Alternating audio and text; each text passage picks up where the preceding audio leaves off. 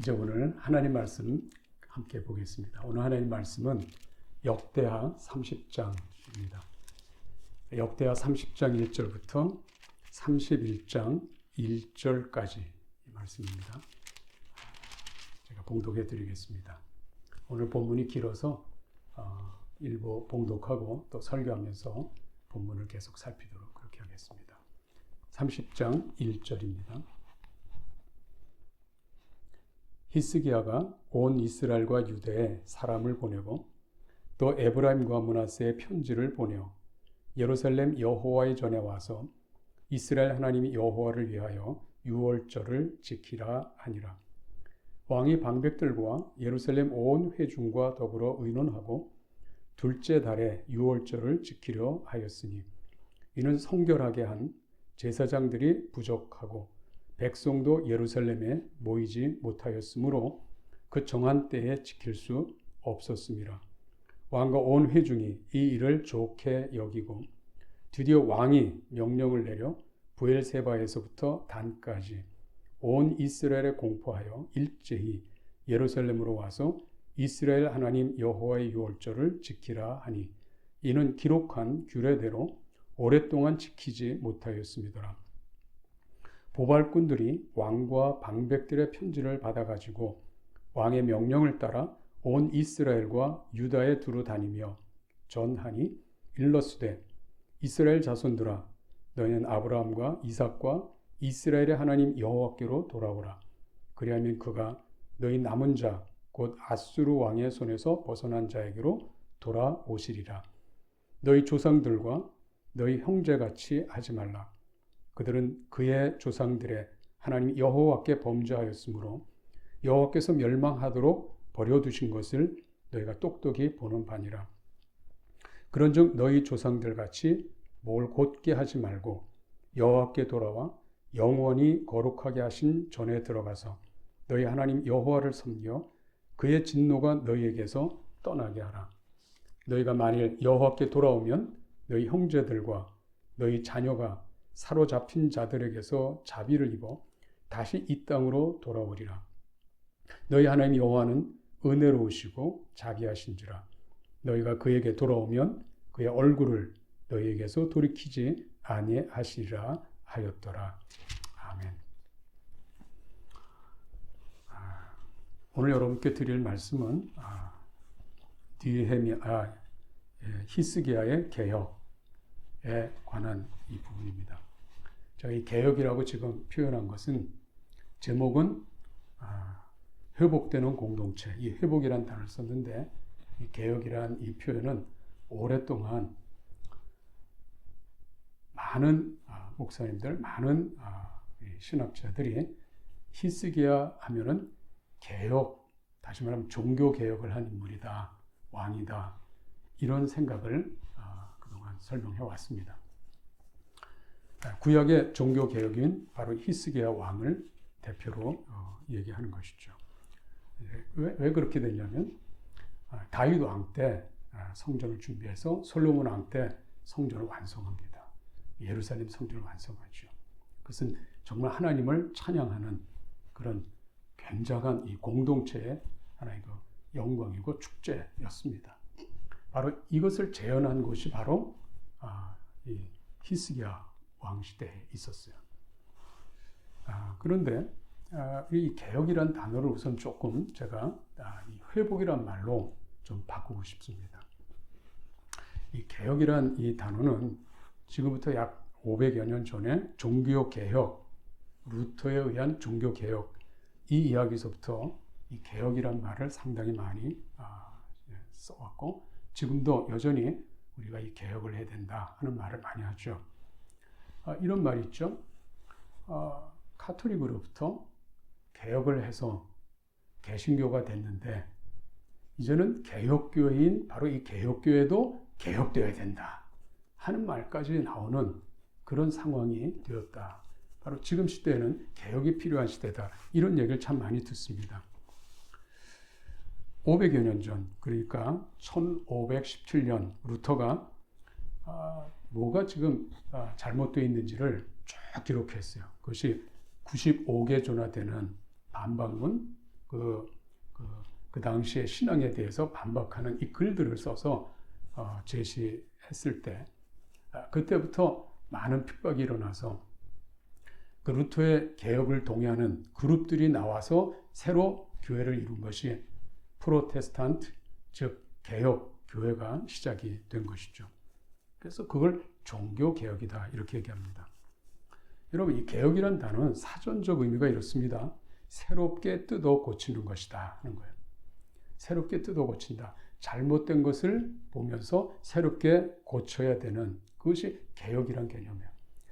그런데 제가 오늘은 개혁이란 개념보다는 회복이란 개념으로 좀 쓰고 싶은 이 제목을 그렇게 또 회복하는 공동체, 회복되는 공동체 이렇게 하게 된 것은 이 회복은 본래의 상태로 돌아가는 것을 얘기하죠. 본래의 상태. 저는 왜 이 말씀을 드리냐면 하나님께서 이 땅을 창조하시고 하나님의 에덴 동산을 창설하셔서 아담으로 하여금 하나님이 창설한 이 땅에 하나님을 경외하는 삶을 살도록 했어요. 그것이 세월이 지나면서 하나님 기뻐하지 않는 또 하나님 기뻐하지 않는 삶으로 가득 찰 때 하나님께서 당신이 만든 이 만물 또 지구촌 안의 이 상황을 보시면서 하나님이 다시 자기에게로 돌아오고 하나님과 교제하고 하나님의 영광 가운데 그래서 하나님께서 부어주시는 안식의 복을 누리는 이것을 소망하면서 구약의 역사들이 진행되고 있는 것을 보게 됩니다. 잘못된 것을 인간의 관점에서 조금 더 새롭게 하고 새롭게 제도를 바꾸고 그렇게 하는 것은 우리 인간이 무엇가 옳은가를 생각할 때 나타나는 방향이에요. 하지만 성경은 항상 개혁도 하나님 중심, 하나님 말씀대로 방향도 하나님이 뜻한 목적대로 가는 것이 그것이 개혁이기 때문에 우리가 말하는 개혁보다는 회복이 더 옳은 개념이라고 말씀드려요. 요즘은 교회 안에 많은 부조리의 문제들을 다루잖아요. 교회 제도가 부조리다, 교회 운영이 부조리가 있다, 또 교회 존재의 목적 혹은 교회가 해야 될 역할들이 지금 왜곡되어 있다, 잘못되어 있다, 그리 개혁해야 된다. 심지어는 목사도 개혁해야 되고 장로님도 개혁해야 되고 또 성도들도 개혁의 대상이다. 이런 얘기들을 쭉 많이 하는데 방향이 없으면 안 되는 것이죠. 목적이 빠지면 안 되는 것이죠. 그 목적과 방향이 분명해야 어느 방향으로 개혁되는가. 근데 결국은 그 중심은 하나님과 예수 그리스도와 그분이 이 땅에 이루고자 하는 목적에 바로 거기에 목표가 있고 개혁의 방향이 있고 목적이 거기에 있습니다. 사실 어떻게 보면 하나님이 꿈꾸는 본래 꿈꾸면서 이 땅을 창조한 바로 하나님과의 관계, 하나님의 안식에 거하는 이 삶, 거기로 회복하는 것이 본질적인 개혁이라고 생각해요. 사실 오늘 히스기야 왕이 바로 이 회복을 중심으로 왕으로서 통치력을 발휘했던 겁니다. 여러분 29장에 보면 29장 2절에 보면 이런 표현이 나옵니다. 히스기야가 그의 조상 다윗의 모든 행실과 같이 여호와 보시기에 정직하게 행하여. 히스기야는 자신이 보면서 판단해서 이렇게 하면 개혁이 되겠다라고 한 게 아니라 이미 개혁의 모델이 있었죠. 누굽니까? 그 조상 다윗의 모든 행실과 같이 다윗 왕을 모델로 해서 자기가 어떤 왕이 되어야 되고 어떤 통치를 해야 되는가 그리고 왕으로서 무엇을 해야 되는가 하는 것을 분명히 마음에 다짐했던 거예요. 다윗 왕처럼. 오늘 이 시대는 우리는 우리의 모델, 우리의 목표가 어디입니까? 구약은 다윗 왕이 하나의 모델이었지만 우리에게는 예수 그리스도. 우리의 왕 대신 예수 그리스도가 우리의 중심이고 우리의 목표고 또 그 왕이 통치하는데 순종하는 것이 바로 우리 신앙의 회복의 목표가 거기에 있는 것입니다. 그래서 우리가 생각하는 아이디어의 개혁이 아니라 그래서 하나님이 원하는 그 신앙의 회복을 뜻한다. 그래서 이 회복이란 바로 그 의미. 회복은 본래 하나님이 뜻한 바 목적이 있었다는 의미죠. 오늘 읽은 이 본문 말씀, 이것은 히스기야가 이 회복을 위해서 이 공동체를 어떻게 섬겼는가 하는 것이 오늘 이 본문 30장 한 장에 우리 기록되어 있습니다. 물론 히스기야의 이 회복은, 신앙의 회복은 29장, 30장, 31장에 걸쳐서 기록되어 있습니다. 29장은 이 회복을 위해서 준비하는 내용들로 가득 차 있습니다. 그 준비는 성전 성결이죠. 성전을 성결하게 하고 또 섬기는 레위 제사장들이 성결을 준비해서 앞으로 이제 공동체가 회복할 준비를 합니다. 이 성결, 정결하는 그런 성결의 작업들이 진행이 돼요. 또 30장은 북이스라엘 자손들, 그러니까 남북으로 지금 두 나라로 나뉘었죠. 북쪽 이스라엘, 남쪽 유다인데 지금 히스기야는 남쪽 유다의 왕입니다. 북쪽은 이스라엘 나라가 멸망했습니다. 히스기야가 왕으로 지금 섬길 때 북쪽은 멸망했는데, 멸망해서 아수르로 끌려간 사람이 있고 또 아수르에 끌려가지 않고 남아있는 백성들이 있었어요. 히스기야 왕이 바로 이 북이스라엘 남은 백성들, 또 혹은 이스라엘 백성들 가운데 남쪽 유다에 방문하는 나그네들을 다 초청합니다. 공동체, 회복하는 공동체, 유다 왕이었던 히스기야가 하나님 앞에 우리 이 공동체가 어떻게 회복되어야 되느냐, 유다만을 히스기야가 목적으로 하지 않고, 히스기야는 어떻게 보면 원수처럼 지냈던 북쪽 나머지 많은 지파들을 향해서도 그의 마음을 활짝 열어요. 그들을 초청하고 있습니다. 그래서 이 히스기야는 바로 다윗 왕이 꿈꾸는 이스라엘 12지파가 통일되어서 하나님을 섬기는, 그리고 예루살렘 성전에서 예배드리도록 그 성전을 구축하는 바로 그 중심을 히스기야 왕이 자기 왕 노릇하는, 왕으로 통치하는 기간 동안에 이루어지도록 하기 위해서 바로 다윗의 행실에 따라 여호와 보시기에 정직하게 행했다. 이렇게 기록되어 있습니다. 사실 우리는 이 시대에 살면서 소위 개혁이라 말을 쓴다 하더라도 우리는 어떤 중심의 개혁이 되어야 될까요? 그 중심의 개혁은 예수 그리스도시죠. 물론 히스기야 왕에 대한 이야기 나올 때 다윗 왕에 대한 얘기는 한마디도 나오지 않습니다. 왜냐하면 다윗 왕이 하나님의 말씀, 율법 중심으로 그 공동체를 섬겼던 것처럼 다윗의 모든 행실과 가치라고 썼지만 실상은 하나님의 말씀, 율법의 회복이에요. 율법의 권위의 회복이에요. 다시 말하면 그 율법은 하나님의 언약의 회복이라고 얘기할 수 있습니다. 그래서 율법이 요구한 대로 성결하고 제사를 회복하고 그리고 이 공동체가 회복되는 이 일을 중심으로 히스기야 왕이 수고를 한 것입니다. 그래서 제일 먼저 우리가 지금 생각해야 될 건 무엇이냐면 하나님 중심으로 회복하는 공동체, 하나님 중심으로 회복하는 공동체. 사실 히스기야 왕이 자기 자신을 중심으로 북쪽 이스라엘 백성들을 초청한다면 그건 하나님 중심이 아니죠. 하나님의 중심으로 회복되도록 유다 왕이지만, 그리고 이미 두 나라로 왕국이 바뀌어서 오랫동안 우상을 섬기던 북쪽 이스라엘 자손들이지만 그들을 향해서 히스기야 왕은 내가 왕이니까 나를 중심으로 하나가 되자가 아니라 왕이지만 자신이 아니고 하나님 중심으로 우리가 하나가 되자. 그래서 그의 초청에 굉장히 중요한 메시지가 바로 30장 1절에 기록되어 있습니다. 히스기야가 온 이스라엘과 유다에 사람을 보내고 에브라임과 므낫세에 편지를 보내어 예루살렘 여호와의 전에 와서 이스라엘 하나님 여호와를 위하여 유월절을 지키라 하니라. 유월절을 지키라. 이것은 율법에 이미 기록돼서 이스라엘 백성들에게 오랜 세월 동안 요구됐던 하나님의 요구죠.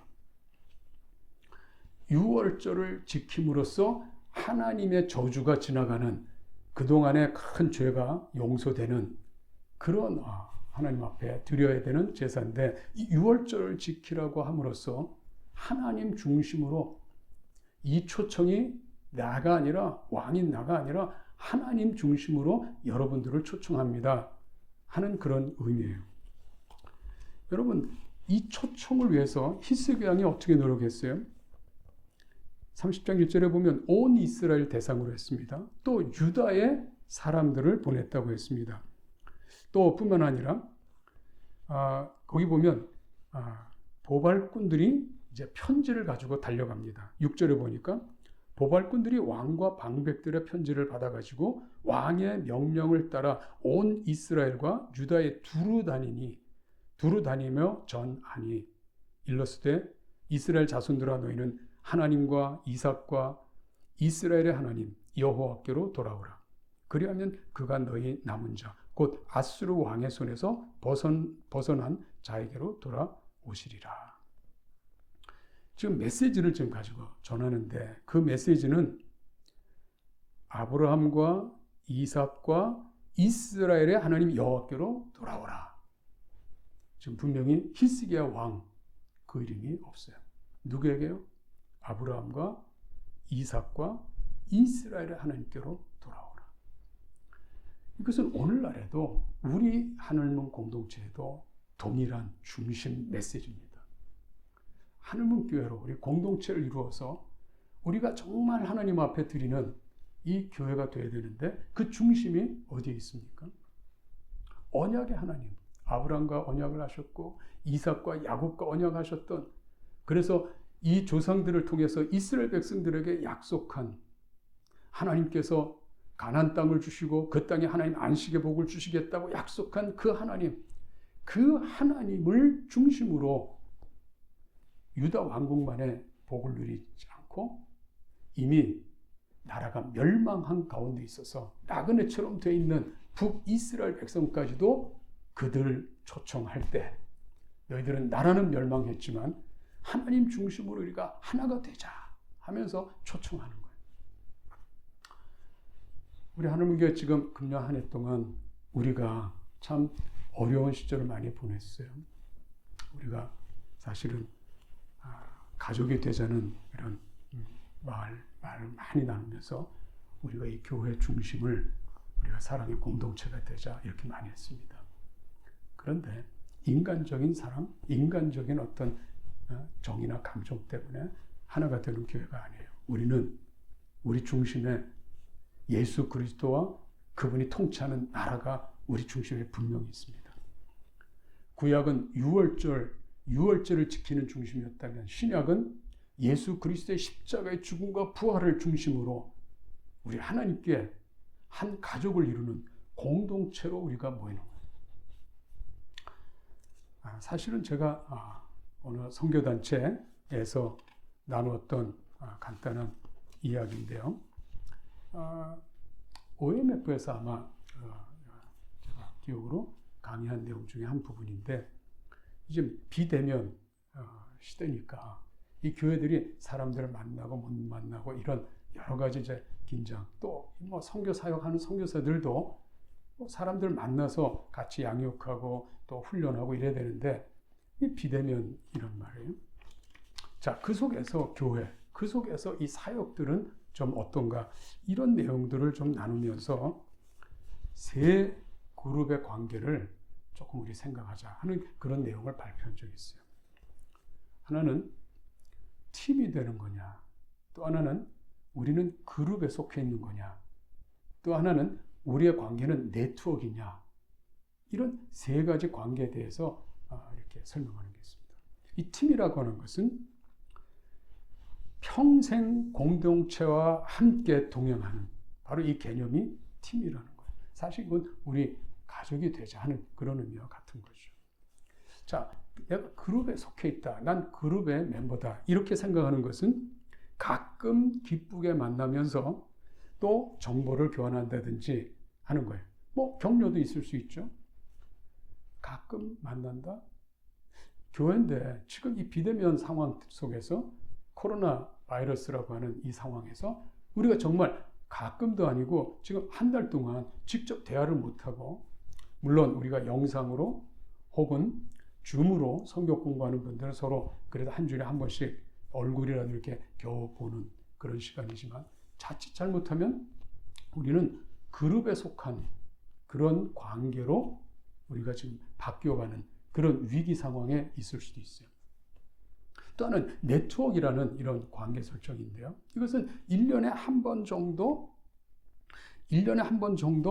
그래서 정보 교환하는 한두 번 정도, 그래서 필요한 정보가 있으면 네트워크에 연결하고, 없으면 아예 내가 참여하지 않아도 되는, 전혀 불편하지 않는 그런 관계. 자, 여러분, 우리 하늘문 공동체 안에서 어떤 관계 속에 있다고 생각이 되십니까? 여러분, 우리 팀, 가족입니까? 아니면 그룹입니까? 가끔 만나도 별 불편하지 않고, 사실 그룹으로 만나는 것은 사실은 성경 공부나 혹은 정보 교환 정도로 끝날 수도 있어요. 아니면 정말 네트워크, 내가 필요하면 참여하고 아니면 그만둘 수 있는 그런 관계입니까? 사실 우리는 비대면 속에서도 가족입니다. 우리는 비대면 속에서도 우리는 서로 마음을 나누고 서로 필요를 섬기고 마음속에 있는 우리의 모든 기도 제목을 나누면서 하나님 앞에 함께하는 삶을, 그것도 1년에 한 번이 아니에요. 비정기적으로 몇 번 우리가 그룹으로 모여서 주제 토론하는 혹은 성경, 그런 관계도 아니에요. 우리는 일상생활의 모든 것들을 서로 사랑으로 섬기고 돕고 힘껏 섬겨야 되는 가족이에요. 공동체예요. 예수님께서 피로 값주고 세운 교회 공동체. 바로 이 중심은 예수님의 십자가의 보혈의 피였습니다. 우리의 필요 때문에 우리가 만난 게 아니라 예수님께서 피값을 우리를 사셔서 하나님의 필요 때문에, 하나님의 영광 때문에, 하나님의 근본 목적 때문에 우리를 불러서 세운 교회를. 우리 하늘문 교회가 서로 성도들의 교제가 바로 예수님 중심으로 하나가 되는 교회가 될 수 있기를 간절히 바랍니다. 그런데 히스기야 왕은 바로 이 6월절에 누구를 초청하고 있다고요? 이스라엘. 오랜 세월 동안 서로 전쟁도 있었고, 그렇죠? 참 여러 가지로 갈등이고 또 신앙적으로 전혀 다른 길을 걷고 있기 때문에 하나가 될 수 없는 바로 그 대상을 놓고 히스기야는 초청하는 거예요. 편지를 손에 쥐어줘서 여기 보발꾼들을 보내요.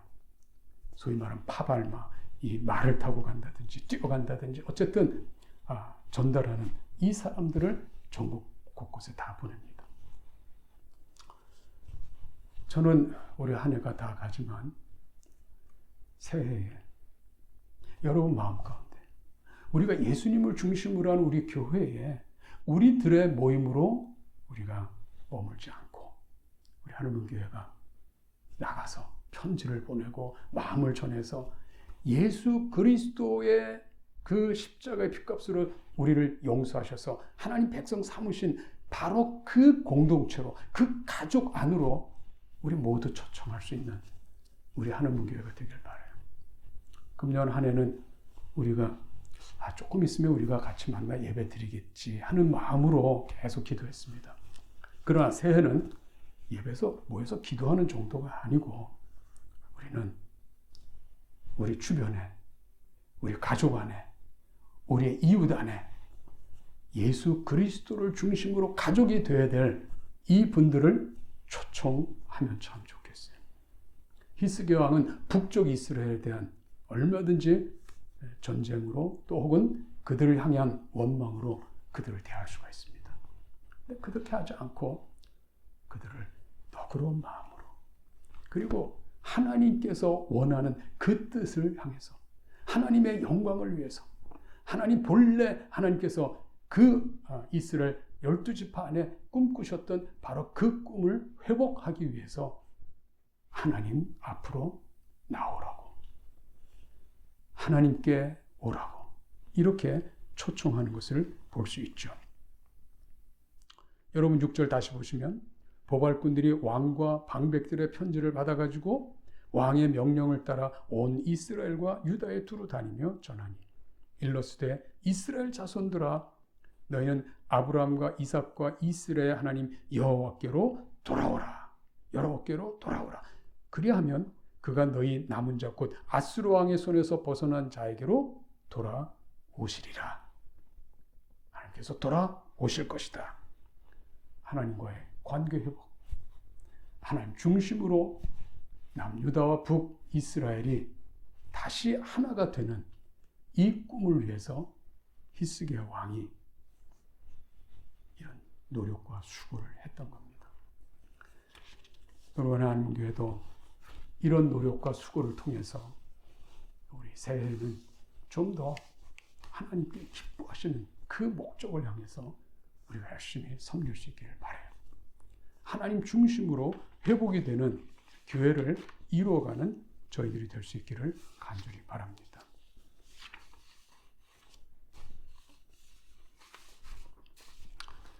두 번째로는 하나님의 구원의 유업, 다시 말하면 하나님의 언약을 소망하는 공동체가 되도록, 사실은 히스기야 왕이 바로 이 중심으로 이 공동체를 섬겨가는 것을 볼 수 있죠. 하나님의 언약 중심이요. 이 하나님의 언약 중심이라는 것은 오늘 13절에 보면 이렇게 기록되어 있습니다. 둘째 달에 백성이 무교절을 지키려 하여 예루살렘에 많이 모이니 매우 큰 모임이라. 여기 보면 무교절을 지키려고 했다. 사실 유월절을 지키라 초청했지만 사실은 또 유월절뿐만 아니라 무교절을 지키려고 많은 사람들이 모였습니다. 유월절과 무교절은 유월절이 끝나면서 바로 무교절이 연결되는 절기입니다. 유월절은 출애굽 당시에 어린 양의 피를 문설주에 바라서 이스라엘 장자들이 저주를 받지 않고 이 장자 곧 가나안 땅 상속자들이 살아나는, 그래서 가나안 땅을 향해서 출발할 수 있는 그런 축복의 유월절이었다면, 무교절은 이제 출발하고 나니까 집을 떠났습니다. 그동안 익숙한 환경을 떠납니다. 이 떠날 때 애굽 왕에게 붙잡힐까 봐 떠나면서 빵도 제대로 준비하지 못했어요. 그러니까 소위 오늘날로 말하면 이스트 빵 만드는 이 누룩이 준비 안 돼 있죠. 그래서 어떻게 해요? 나가면서 누룩 없는 빵을 만들어서 먹고 이제 걷기 시작하는 겁니다. 언제 그걸 빵을 제대로 만들겠어요? 그래서 누룩이 없는 빵을 만들어 먹은 바로 그 출애굽 출발하는 그 상황을 무교절이에요. 무교절, 누룩이 없는 무교절, 누룩이 없는 빵을 먹는 바로 그 옛날 조상들이 출애굽했던 당시의 상황을 무교절로 지킵니다. 무슨 뜻이에요? 유월절은 상속자 자격을 얻는 절기라면 무교절은 바로 가나안 땅을 향해서 출발하는 아주 희망찬, 그렇지만 고통과 고난이 있고 먹을 것이 변변치 않는 그 광야를 걷는 그 상황을 얘기하는 거예요. 비록 힘든 출발이고 미래에 대해서 불투명하고 어떻게 보면 하나님 말씀 외에는 현실적으로 자기 앞에 좋은 환경, 좋은 많이 맛있는 먹거리가 있는 게 아니라 무교병, 누룩이 없는 딱딱한 이 빵을 먹어야 되는 이 상황인데도 불구하고 그 빵을 먹으면서 그들 가슴속에 담겨진 게 뭐죠? 하나님의 구원, 그리고 하나님이 약속한 유업의 축복, 가나안 땅을 소유하게 하셔서 그 땅에서 하나님의 안식을 누리게 하는 하나님의 이 언약. 바로 이것이 그들 가슴에 가득 찼던 거예요. 하나님의 꿈과 하나님의 비전, 즉 하나님의 언약이 이스라엘 백성들 가운데 가득 찼던 바로 그 시절을 기억하면서 무교절을 지키기 위해서 모였던 겁니다. 우리 오늘날 우리 교회가 왜 모인가? 옛날에 미국 이민 처음 오실 때는 자기 동족 우리 한국 사람들이 별로 없으니까 교회 가면 한국 사람 만날 수 있으니까 동기가 우리 한국 사람 만나서 한국말 교제를 위해서 많이 한국 사람들 대부분 다 교회에 모였다고 합니다. 물론 그것도 감사한 일이죠. 축복이죠. 그러다 보니까 이 교회의 형편, 영적인 형편들은 쉽지 않았습니다. 왜? 그 가슴 속에 하나님의 믿음, 하나님의 언약, 하나님 나라의 소망 이런 것들이 가득 찬 분들이 모여서 교제한다면 이 교회는 더 풍성했을 것인데 오히려 하나님의 언약, 하나님 나라의 축복 이런 복음에 관한 것보다는 이 땅에 어떻게 살까 염려하는 마음으로 사람의 도움을 위해서 찾아왔기 때문에 초기에 미국 이민교회의 역사를 보면 힘든 시간들이 참 많았어요. 오히려 이스라엘 백성들은 출애굽할 때 힘들었어도 그 가슴에는 복음이 있었습니다. 가나안 땅에 소망이 있었어요. 그런데 오늘 정작 지금 이 교회 안에는 어떤 소망을 가지고 있습니까? 오늘 히스기야는 바로 이 소망, 이것을 그들의 마음에 가득 채우기 위해서 무교절을 유월절을 준비하고 무교절을 지키도록 배려하는 것을 볼 수 있습니다. 특별히 어느 정도로 배려했냐면 15절에 보면 이렇게 되어 있습니다. 14절부터 무리가 일어나 예루살렘에 있는 제단과 향단들을 모두 제거하여 기드론 시내에 던지고 둘째 달 14째 날에 유월절 양을 잡으니 제사장과 레위 사람들이 부끄러워하여 성결하게 하고 번제물을 가지고 여호와의 전에 이르러 규례대로 각각 자기들의 처소에 서고 하나님의 사람 모세의 율법을 따라 제사장들의 레위 사람 손에서 피를 받아 뿌리니라. 자, 이거 보면 예루살렘에 있는 제단 향단은 다 우상을 섬기던 것들인데 이것들을 다 제거해서 우상을 깨트려서 버리는 기드론 시내 또 혹은 기드론 골짜기로 하죠. 여기에 다 버렸습니다. 그리고 둘째 달 14째 날에 유월절 양을 잡았다 그랬습니다. 자, 이 15절은 굉장히 중요한 표현입니다. 본래 유월절은 첫째 달 14째 날에 첫째 달 14째 날. 그런데 둘째 달 한 달 연기되어서 둘째 달 14째 날에 유월절 양을 잡았다 했습니다. 왜 그런 일이 일어났습니까? 자, 30장 2절에 보면 왕이 방백들과 예루살렘은 온 회중과 더불어 의논하고 둘째 달에 유월절을 지키려 하였으니 이는 성결하게 한 제사장들이 부족하고 백성도 예루살렘에 모이지 못하였으므로 그 정한 때에 지킬 수 없었습니다. 정한 때 지킬 수 없었어요. 첫째 달 14째 날에 유월절을 지켜야 되는데 지킬 수 없었어요. 지킬 수 없는 이유가 뭐예요? 하나는 제사장이 부족해요. 3절 이는 성결하게 한 제사장들이 부족하다.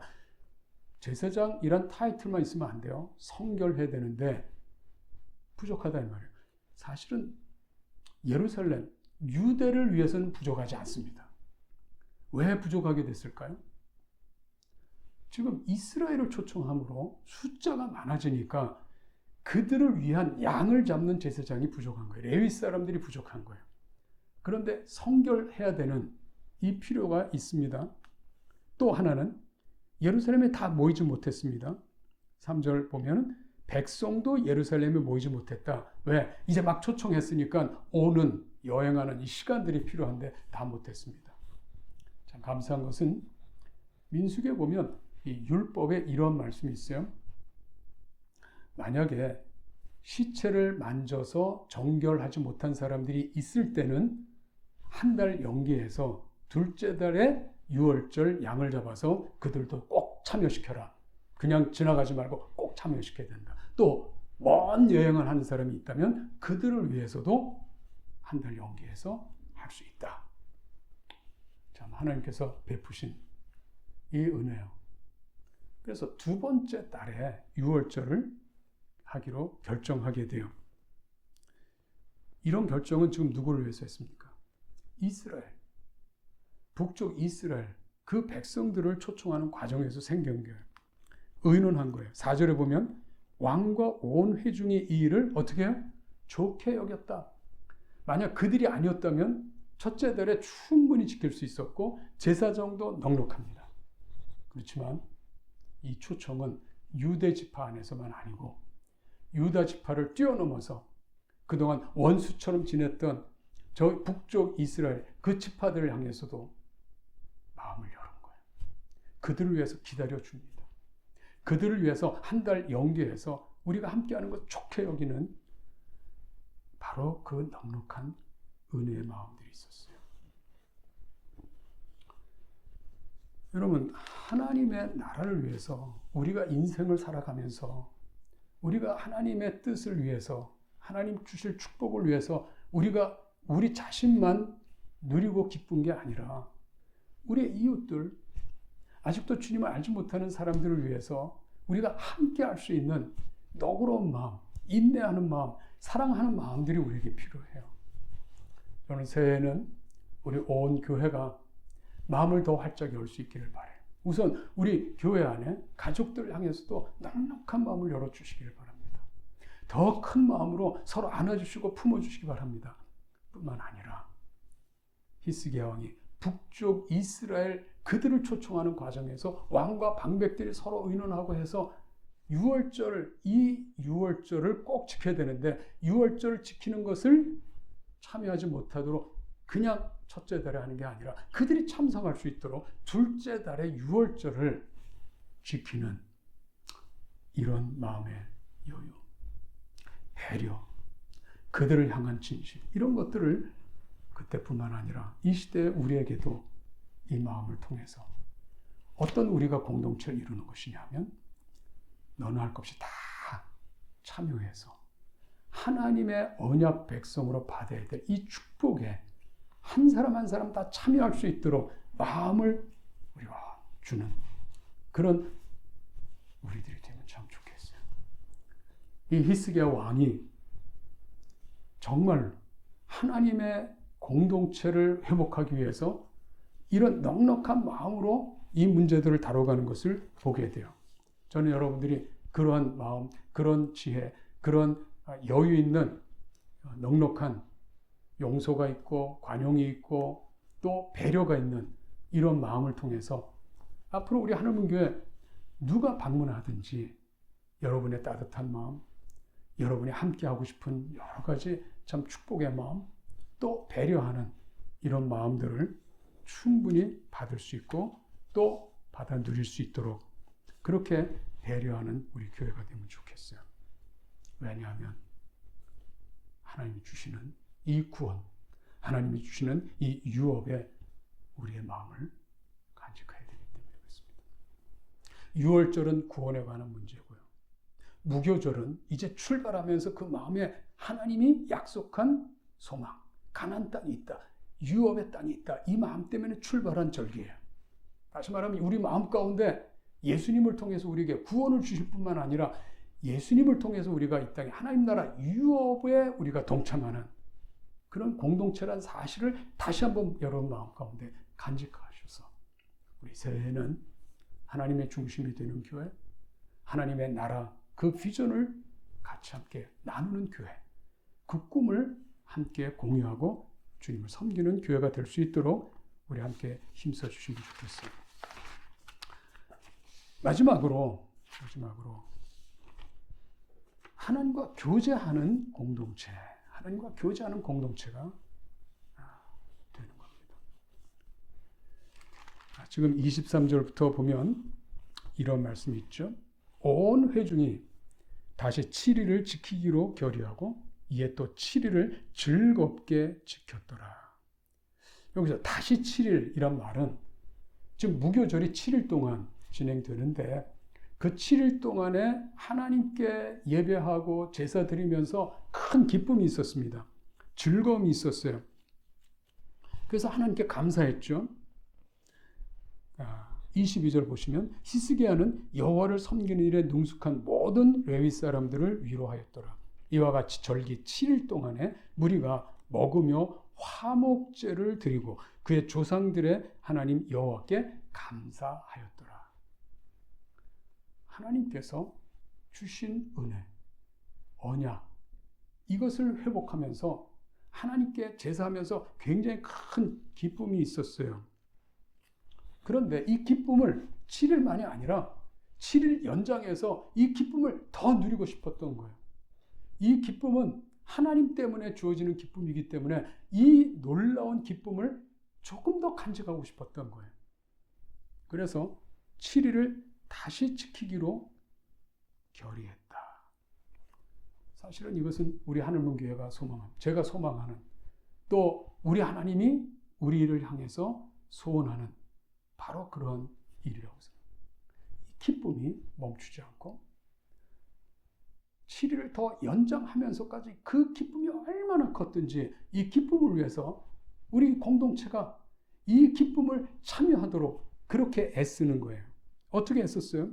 24절에 보면 유다왕 히스기야가 수 송아지 1000마리와 양 7000마리를 회중에게 주었고 방백들은 수 송아지 1000마리와 양 10,000마리를 회중에게 주었으며 자신들을 성결하게 한 제사장들도 많았더라. 자, 더 7일을 지키기 위해서 이게 필요가 뭔가? 하나님께 제사하면서 하나님이 주시는 그 소망, 하나님이 주시는 그 기쁨으로 온 공동체가 기뻐하는데 이제 희생 제물, 또 화목제를 드려야 되는 이 제물들이 더 필요한 거예요. 이 제물을 누가 지금 공급했어요? 먼저 왕이 수송아지 1000마리, 양 7000마리를 회중에게 주었다 했습니다. 또 뿐만 아니라 이 방백들, 왕의 다음 관리자들이죠.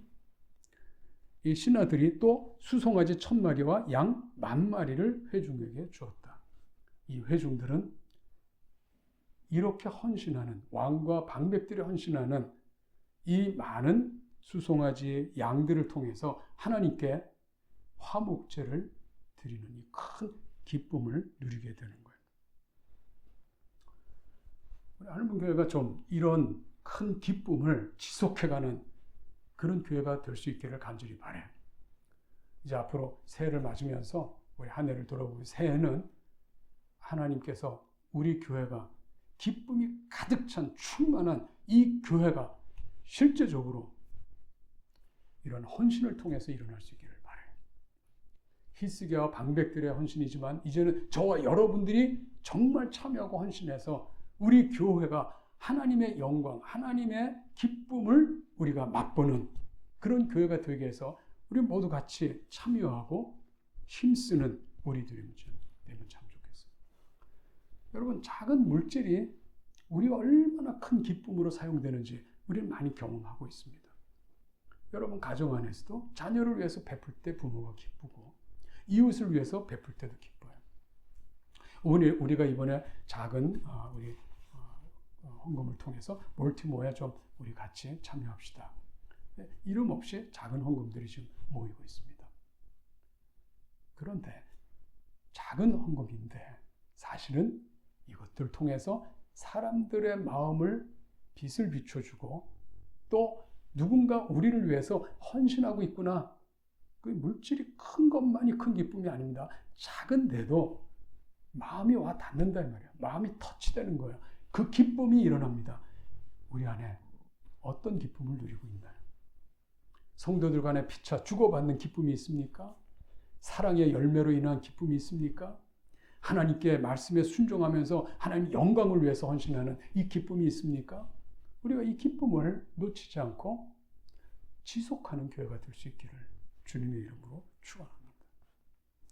오늘 25절에 보면 유다 온 회중과 제사장들과 레위 사람들과 이스라엘에서 온 모든 회중과 이스라엘 땅에서 나온 나그네들과 유다에서 사는 나그네들이 다 즐거워했으므로, 이 표현은 지금 예루살렘 모인 모든 사람들을 대상하는 거예요.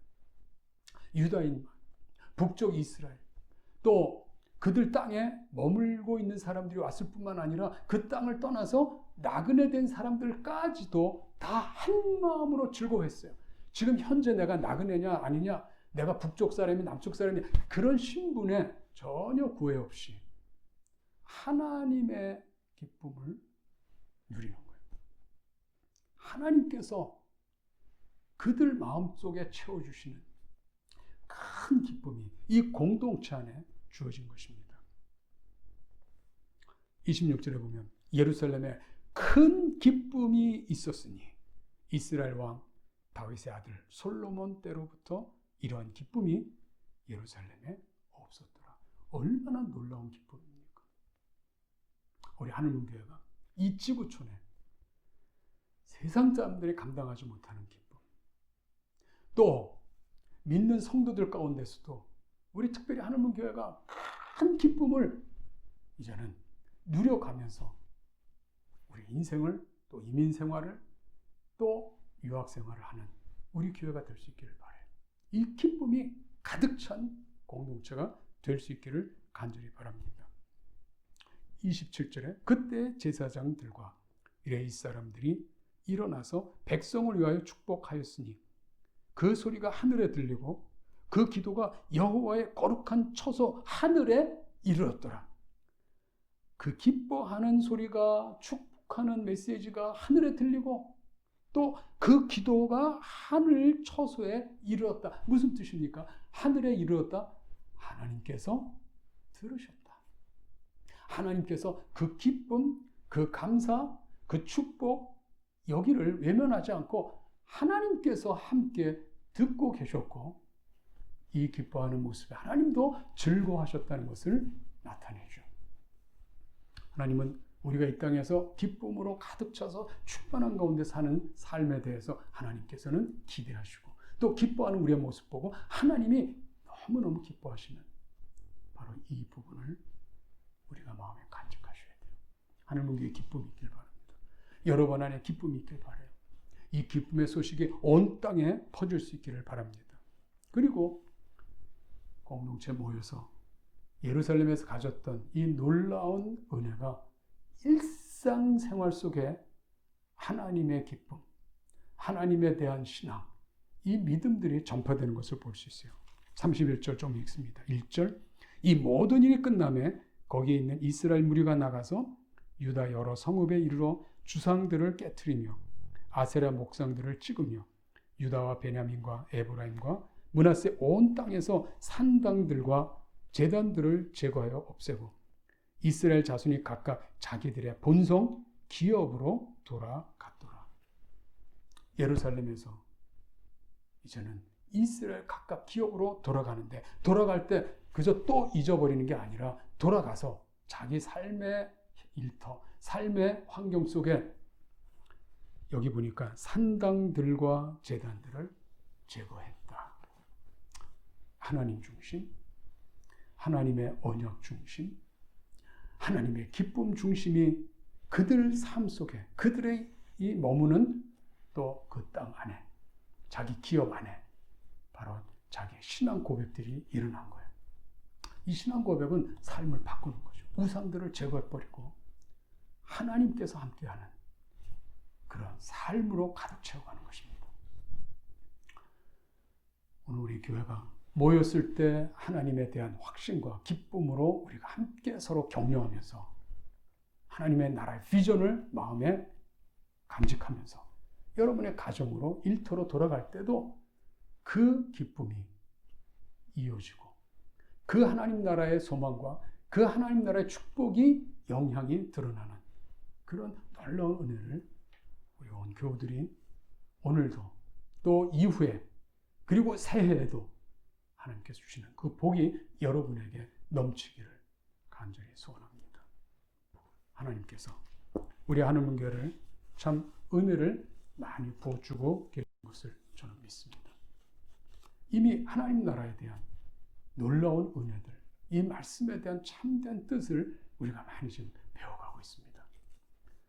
여러분 삶 가운데 이 삶을 펼치시기를 바랍니다.